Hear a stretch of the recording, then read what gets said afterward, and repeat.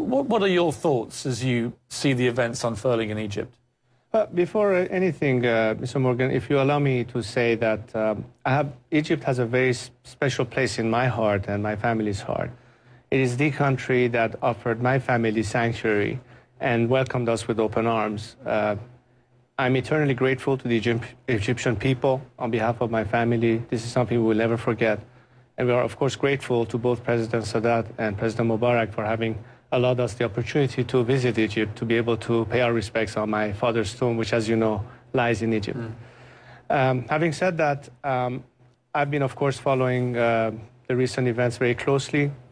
And what I can tell you is not necessarily specific to Egypt, but when we see Iran, we see Tunisia, and we see many other things, I think it speaks of a new era, and it speaks of a new generation, a generation that demands to be heard, a generation that can no longer take no for an answer, a generation that expects to have every right in freedom and participation, and of course opportunities.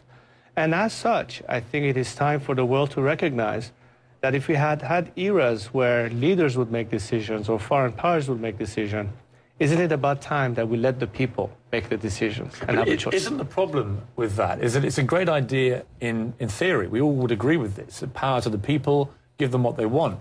As you know better than most, in 1979 in Iran, the wrong kind of people took over, many would argue. You got these Islamic fundamentalists came in, suddenly it turned into a very different country very quickly. You know, I could see potentially the danger here with Egypt. If people aren't careful and this political void goes on too long, you could see a similar problem where extremists come in and you end up with a very, very different country. No, of course I would understand those who would be concerned about that outcome. But then again, don't we learn from history? I hope we do.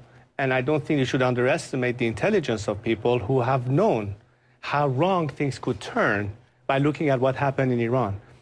I don't think that what has propelled Tunisians or Egyptians or Yemenis or even Jordanians to speak out is motivated by the Islamists who took over our country and have kept it hostage for 30 years. I think they take heart for what happened in 2009 of the Green Movement and the aspiration of today's generation who has, by trial and error and by paying a very heavy price, appreciates what it is that we have a separation of religion from state as a prerequisite to democracy.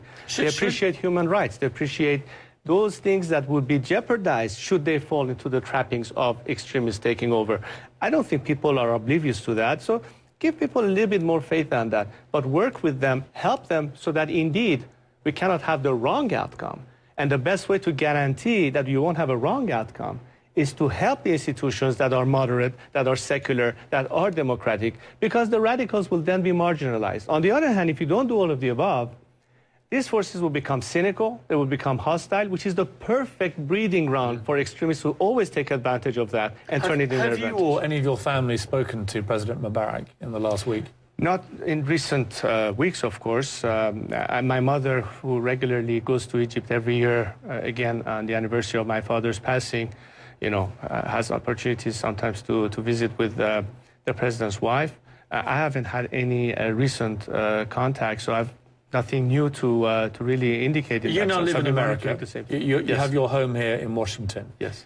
There's obviously a very divided opinion now in America, a growing division here between people who believe that you should stay loyal to your friends and that President Mubarak, even though he's been oppressive to his people, has on a bigger global stage certainly been an ally of America and done some very important work for America.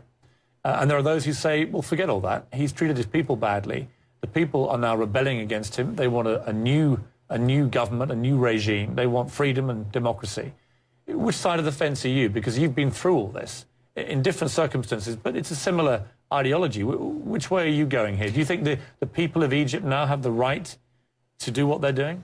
In my school of thought, I've always been for people power and the right to self-determination. Having said that, I still believe that President Mubarak has a historic opportunity to bring about the appropriate transition and go down as history as somebody who, at the end of his career, helped the country steer in the right direction if you hit the call of the people today the proper way. As such, I don't think that he should be either prejudged or pre-condemned, because it's an opportunity to demonstrate what you're willing to do. I think we should not... but no government really should ever be allowed to mistreat their people in the way that in latter years he has done. Of course. Because there can be no dispute that the police... That's a no-brainer decision as far as whose side you're on. But having said that... do you feel he's brought it on himself to a certain degree? Well, I think, this is something for the Egyptian people to determine, and I think, that much later when history is written, we will certainly have a very objective assessment of when all the dust settles, so to speak. Right now, there's a crisis in Egypt. Where could it lead? Can it lead to a smooth transition? Could there be genuine reforms? Can there be free elections? Can there be an opportunity for the new generation to elect their own leaders the way they always wanted to? All of that depends on what the current leadership does. And if it does it the right way, and if the people are assured that this time they're going to be heard as opposed to be neglected yet again, I think we could, in this sense, avert chaos. We could, in this sense, see a transition that does not lead to anarchy, because that would be the worst-case scenario.